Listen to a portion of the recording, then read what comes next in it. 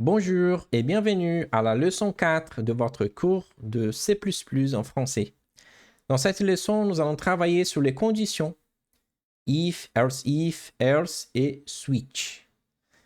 Bon, à la fin de cette leçon, vous serez capable de exécuter du code uniquement lorsqu'une condition est vraie. Donc, si une condition est vraie, si la température est supérieure à 30 degrés, donc on va faire telle chose, sinon on va faire autre chose. Okay? Donc, on va conditionner l'exécution de notre code. On va utiliser if et else, switch et voilà. Donc, on va voir ce que ça veut dire chacun de ces termes. If, else if et switch. Alors, pourquoi les conditions? Jusqu'à présent, nos programmes exécutaient toujours les mêmes instructions. Donc, tout ce qu'on mettait était exécuté. Mais dans une vraie application, le comportement dépend souvent des données. Par exemple, est-ce que l'utilisateur est majeur ou mineur? Est-ce qu'une note reçue par un étudiant est supérieure ou inférieure à 10?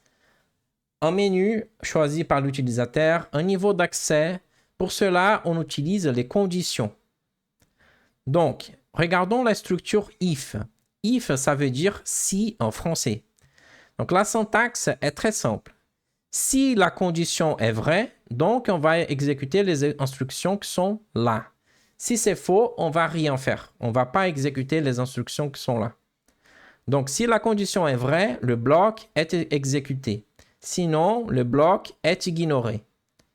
Par exemple, déclarons et initialisons une variable âge à 20. Si âge est supérieur ou égal à 18, donc dans ce cas, on va dire « vous êtes majeur ». Sinon, on ne va rien dire. Donc, la phrase « vous êtes majeur » est exécutée uniquement si vous êtes majeur, si âge est supérieur ou égal à 18. Bon, ça, on peut très bien faire, très bien voir ça facilement. Donc, si là, si je lance ça, donc là, on voit, vous êtes majeur. OK? Vous êtes majeur. Très bien. Si c'est faux, si on met âge égale 15 et je fais play, là, il affiche rien. OK? Rien n'est montré. Donc, vous voyez que cette ligne de code-là, cette ligne, elle n'est exécutée que si la condition est vérifiée. Donc, on peut aussi ajouter un else. Donc, le bloc else est exécuté lorsque la condition est fausse. Donc, si l'âge est supérieur à 18, dans ce cas, on va exécuter cette ligne de code. Vous êtes majeur. Sinon, si c'est faux, on va exécuter la ligne de code. Vous êtes mineur. Donc, si on copie-colle ça, vous allez voir.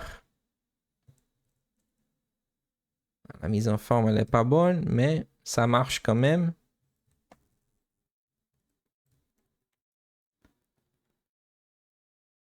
OK. Donc, du coup, donc l'âge, je vais mettre 15 ans.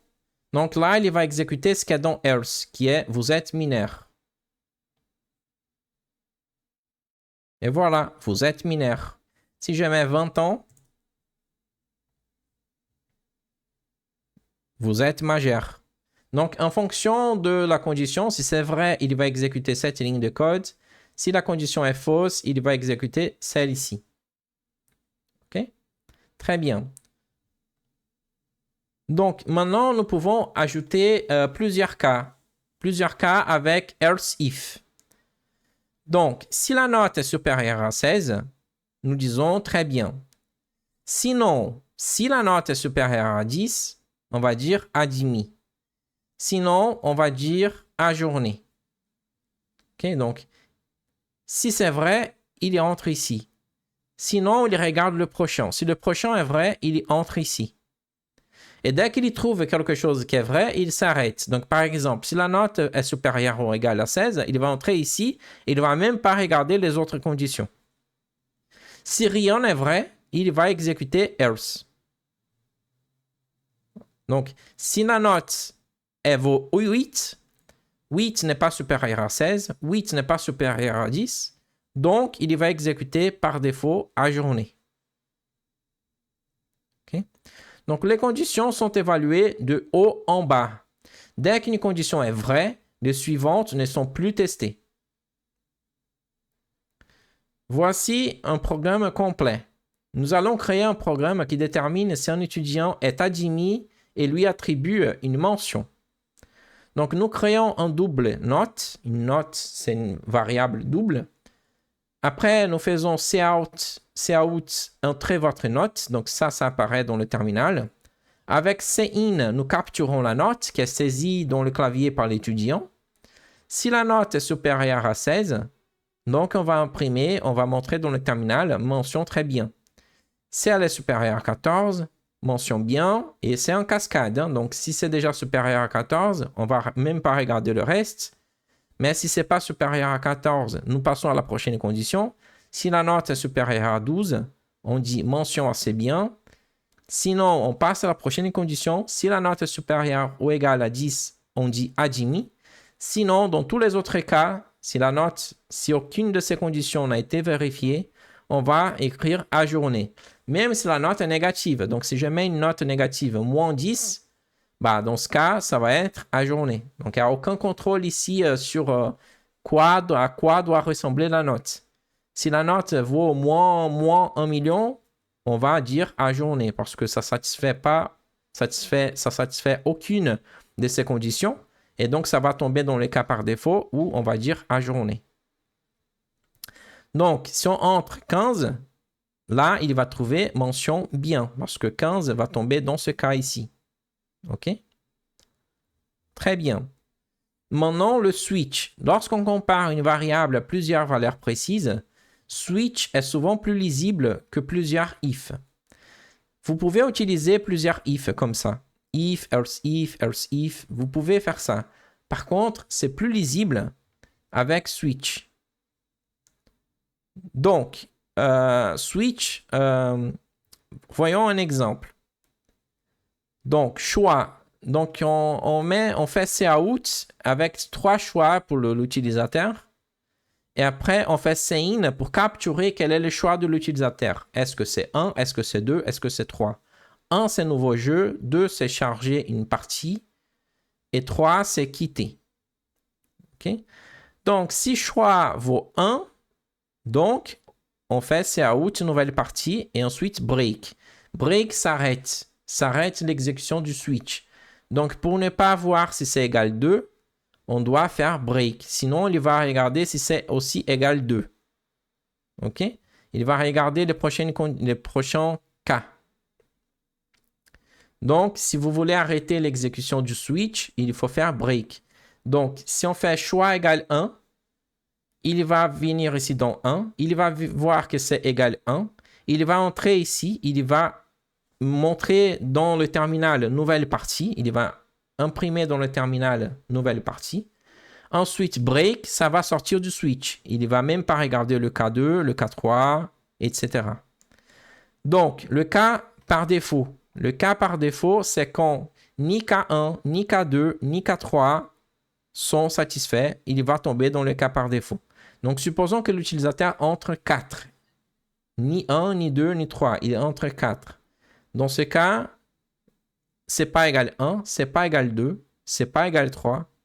Donc, par défaut, on va exécuter le choix par défaut qui est choix et invalide. Vous pouvez ou pas mettre un choix par défaut. Donc, si vous voulez, vous pouvez mettre juste 1, 2 ou 3 et rien par défaut. Donc, si vous ne mettez pas le cas par défaut, simplement, si l'utilisateur met 4, rien ne va s'afficher dans l'écran. Rien ne va se passer. OK? Donc, pourquoi utiliser break? Sans break, l'exécution continue dans les cas suivants. Donc, si nous faisons ça, choix égale switch choix. Si le choix vaut 1, le programme va afficher A et puis ne va pas afficher B. OK? Donc, Voilà, si on fait un switch, choix, et choix vaut 1, il va afficher A, mais il ne va pas afficher B. Si on met 2 fois 1 ici, il va afficher A et B. OK? Donc, pensez toujours à ajouter un break pour qu'il s'arrête là où vous souhaitez, sauf si vous voulez que plusieurs conditions soient vérifiées. Qu'il vérifie 1, et si c'est 1, exécutez ça. Si c'est 2, exécutez autre chose aussi. OK? Mais ça ne peut pas être 1 et 2 en même temps. OK? Donc, sauf si vous mettez ici entre 0 et 4. Donc, si choix vaut 1, 1 vaut 1, et 1 est aussi entre 0 et 4. Donc, ça veut dire que ça va exécuter cette ligne et aussi cette ligne. Donc, utiliser if lorsque... Bon, si on regarde ça en pratique, le switch pour que ce soit un peu plus clair. OK, switch. Donc là, on fait int choix égale 1. OK. Dans ce cas, si on lance ça, qu'est-ce qu'il va montrer? Là, il va montrer A et B. Donc, ce qui se passe ici, c'est qu'en C++, c'est un peu piégeant. C'est que il fait la comparaison. Une fois qu'une chose est vraie, il va exécuter tout ce qui vient après. Donc, si K1 est vrai, il va exécuter A. Et il va exécuter les autres cas aussi sans se poser des questions. Est-ce que ça, c'est vrai ou faux? Okay? C'est pour ça que si vous voulez exécuter juste uniquement ce cas et arrêter, il faut faire break. Okay? Il faut faire break. Donc là, si on lance, là, il montre A comme on voulait. OK? Si on fait 2 et on lance, là, il montre B comme on voulait. D'accord? Donc, c'est très, très piégeant. Ça, c'est un piège. Hein? Donc, c'est pas, si vous mettez pas break et que vous faites choix égale 1, dans ce cas, il va exécuter A et B. Parce qu'il voit que celui est vrai, celui-ci est vrai. Une fois qu'une chose est vraie, il va exécuter tout le reste en cascade sans se poser de nouvelles questions. Est-ce que c'est vrai ou est-ce que c'est faux? OK? Très bien. Donc, c'est pour cela qu'il faut utiliser break. Quand on utilise if ou switch, on va utiliser if lorsque on effectue des comparaisons. Si âge est supérieur ou égal à 18, si salaire est supérieur à 2500. On va utiliser switch lorsque on compare une variable à plusieurs valeurs fixes. Donc, c'est plusieurs égales. Donc, par exemple, est-ce que le mois, c'est 1, 2, 3, 4, 5? Est-ce que le choix, c'est 1, 2, 3, 4? Donc, attention, ne pas oublier les accolades. Même lorsqu'une seule instruction est présente, préférez toujours avec les accolades.